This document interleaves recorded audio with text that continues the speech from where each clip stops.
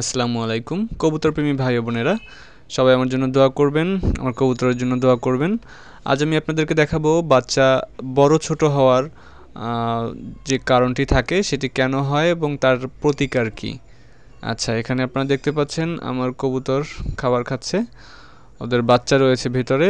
আমি দেখাবো যে এই যে দেখতে পাচ্ছেন আমি একটি দইয়ের হাঁড়ি নিয়েছি এবং একটি নরম কাপড় নিয়েছি। এখানে আমি কবুতরের বাচ্চা একটা বের করে রাখবো, যেই বাচ্চাটি বেশি খেয়ে নেয়, অর্থাৎ প্রথম বাচ্চাটি। আসলে আমি আমার কবুতরের ডিম সরিয়ে রাখতে পারিনি, প্রথম যে ডিমটি পেড়েছিল সেটাকে সরিয়ে রাখতে পারিনি, আমি একটু দূরে ছিলাম, যে কারণে একটি বাচ্চা আমার একদিন আগে ফুটে গিয়েছে এবং সে বাচ্চাটি বেশি খেয়ে নেয় এবং অন্য বাচ্চাটি আসলে ভালো খেতে পারে না। আর এখানে আসলে আমার 3টা বাচ্চা রয়েছে, একটি অন্য কবুতরের বাচ্চা। এই জোড়াটা অনেক ভালো খাওয়ায় এবং অন্য কবুতরের জোড়াটাকে একটু জোড়াটা ভাঙা হয়েছে, যার কারণে বাচ্চাটিকে এখানে রেখেছি। যাই হোক, এই প্রথমে যে বাচ্চাটি ধরলাম এটি হচ্ছে অন্য কবুতরের বাচ্চা এবং এই যে বাচ্চা দুটি রয়েছে এ দুটি একসাথে। একটি আগে ডান পাশেরটি একদিন আগে ফুটেছে এবং পরেরটি একদিন পরে ফুটেছে। দেখুন এটার সাইজটা মাশাআল্লাহ বেশ বড় হয়ে গিয়েছে। সে সব খেয়ে নেয় সকালে উঠে, তার পেটে খাবার টইটম্বুর। অন্যদিকে দেখুন এই যে ছোট বাচ্চাটি, সে কিন্তু একেবারেই তার পেট খালি, তার গায়ে পায়ে কিছুই নেই, সে খুব অভাগা, কষ্টে আছে বেচারা। যাই হোক, এখন আমি যেটা করব সেই অভাগাকে কিভাবে করে একটু বেশি করে খাওয়ানো যায় সেই ব্যাপারে চেষ্টা করব। আচ্ছা, আসুন দেখেন, কাচের মুখটিকে একটু খুলে নিচ্ছি,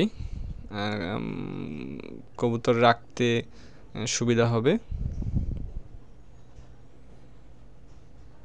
জি, এবারে দেখুন বড় বাচ্চাটির পেটে যথেষ্ট খাবার রয়েছে। দেখুন এবার ওকে একটু পানি খাইয়ে দিলাম, যেহেতু ওকে আমি 1-2 ঘন্টার জন্য বা তারও বেশি সময়ের জন্য আমি হয়তো এখান থেকে সরিয়ে রাখবো, তাই আসলে আমি ওকে সরিয়ে পানি খাইয়ে নিলাম, হয়তো ওর গলাটা শুকিয়ে যেতে পারে।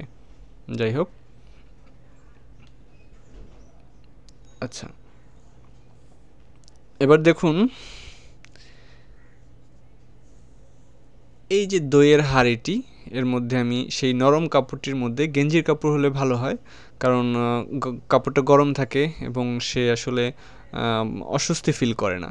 এখানে এমনভাবে রাখলাম যাতে করে কাপড়টি শরীর থেকে সরে যেতে না পারে এবং এমন একটি জায়গাতে রাখতে হবে বাচ্চাটি, যাতে করে কোনো বিড়াল বা কাক কেউ যাতে করে তাকে আক্রমণ করতে না পারে। দেখা গেল বড় বাচ্চাটিকে একটা ম্যানেজে নিয়ে আসার জন্য এমন একটা জায়গাতে রাখলাম যে বাচ্চাটিকে কাকে নিয়ে গেল বা একটা বিড়াল নিয়ে গেল, তাহলে আপনার সব গেল, একুল উকুল দুকুলি গেল। তাই তাকে সাবধানে একটি জায়গাতে রাখতে হবে। এবং অন্য যে দুটি বাচ্চা আমার কাছে রয়েছে, দুটি বাচ্চাই যথেষ্ট ছোট রয়ে গেছে, একই দিনে ফোটা। বরং আপনারা যে সবুজ গলা যেটা বললাম, উপরে যে বাচ্চাটি দেখতে পাচ্ছেন, ওটা একদিন আগে ফোটা, কিন্তু আসলে ওর বাবা মা ওকে খাওয়ায়নি যে কোনো কারণেই হোক, তো ও আসলে ছোট রয়ে গিয়েছে। এবারে এদেরকে আমি এই বাবা মার কাছে রেখে দিচ্ছি। আচ্ছা, দেখতে পাচ্ছেন আমার খাঁচাটা যথেষ্ট ছোট, একেবারে যে 200 টাকা বা 250 টাকা যেই নেয় যে খাঁচাটি, সেই খাঁচা। কিন্তু আমার বুড়া কবুতর দুটাও যেহেতু বেশ সাইজে ছোট, তাই ওদের জন্য আমি এরকমই একটি খাঁচার মধ্যেই ওদের বাচ্চাগুলোকে রাখি, কোনো সমস্যা হয় না। ওদেরকে আসলে ছেড়ে পালি, শুধুমাত্র এই জোড়াটাকেই আমি ছাড়ি, ওরা যথেষ্ট সুন্দরভাবে বাসায় ফেরে এবং ওড়াউড়ি করে। আর ওদের পায়ে বেশ ভালো মোজা আছে, ওদেরকে আমার বেশ পছন্দ। যাই হোক, আশা করি ও এখনই খাওয়ানো শুরু করবে। ওরা আসলে বাচ্চাদেরকে খুব খাওয়াতে খুব পছন্দ করে, নিজেরাও সারাদিন খাবে, বাচ্চাদেরকে সারাদিন খাওয়াবে।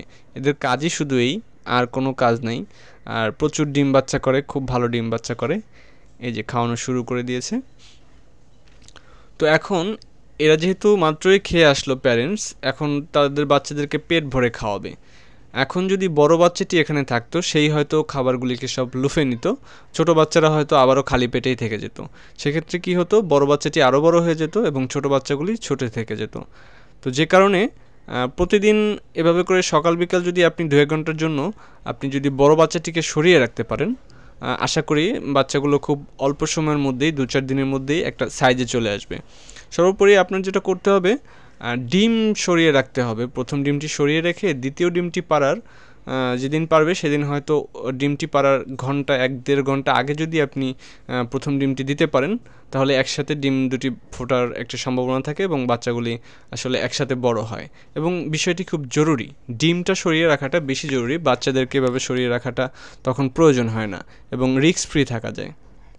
তো আশা করি আপনারা বুঝতে পেরেছেন কিভাবে বাচ্চাদেরকে ছোট এবং বড় হওয়া থেকে বাঁচাবেন। তো পরবর্তী ভিডিওতে ইনশাল্লাহ আমি আরও ভালো কিছু বিষয় নিয়ে আপনাদের সাথে শেয়ার করার চেষ্টা করব। সবাই আমার জন্য দোয়া করবেন, আমার কবুতরের জন্য দোয়া করবেন এবং অবশ্যই আমার চ্যানেলটিকে সাবস্ক্রাইব করবেন। আমি চেষ্টা করব আপনাদের জন্য নতুন নতুন ভিডিও নিয়ে আসার জন্য। চ্যানেলটি সাবস্ক্রাইব করে রাখলে আপনি আমার ভিডিওগুলোর লিঙ্ক, একটি মেসেজ পেয়ে যাবেন, একটি নোটিফিকেশন পেয়ে যাবেন যে আমি একটি ভিডিও আপলোড করেছি। আর যদি আপনাদের কোনো প্রশ্ন থেকে থাকে অবশ্যই আমাকে কমেন্ট বক্সে প্রশ্ন করবেন। আমি চেষ্টা করব আপনাদের প্রশ্নের সদুত্তর দেওয়ার জন্য। আমার যদি প্রশ্নের উত্তর জানা নাও থাকে, আমি কারো কাছ থেকে হেল্প নিয়ে হলেও আপনাদেরকে প্রশ্নের উত্তর দেওয়ার চেষ্টা করব। ধন্যবাদ, সবাই ভালো থাকবেন। আসসালামু আলাইকুম।